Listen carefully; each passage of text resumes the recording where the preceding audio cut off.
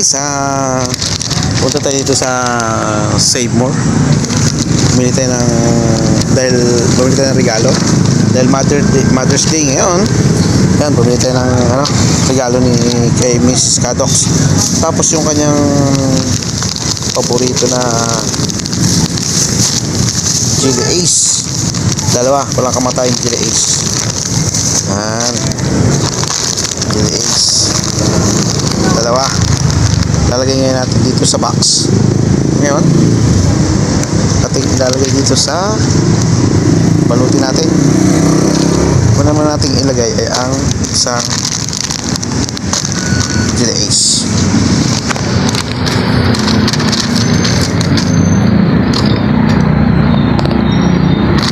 Lagay natin dito ang Chili Ace. Sunod yung Cadbury. Kahit wala akong pila para hindi magtampo si Mrs. Cadox. Legs.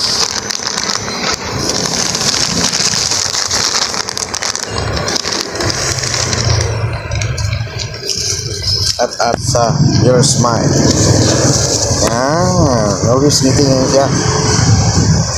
Nagalit sa akin, wala din ako nagregalo. Kaya ngayon, subukan natin pangitiin. Tigas yan.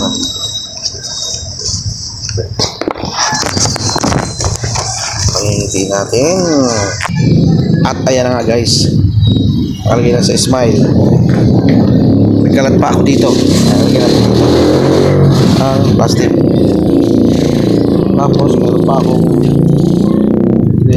galing kay nanay. Pumunta kasi ako doon. Niregaluhan ko ng ibon. Kasi gusto niya may ibon din daw siya. Uwi na tayo ngayon.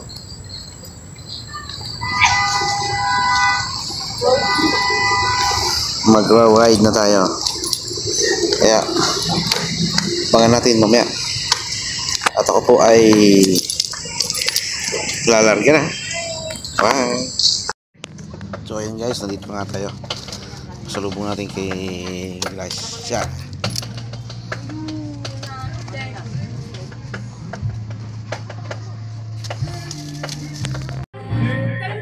Hey!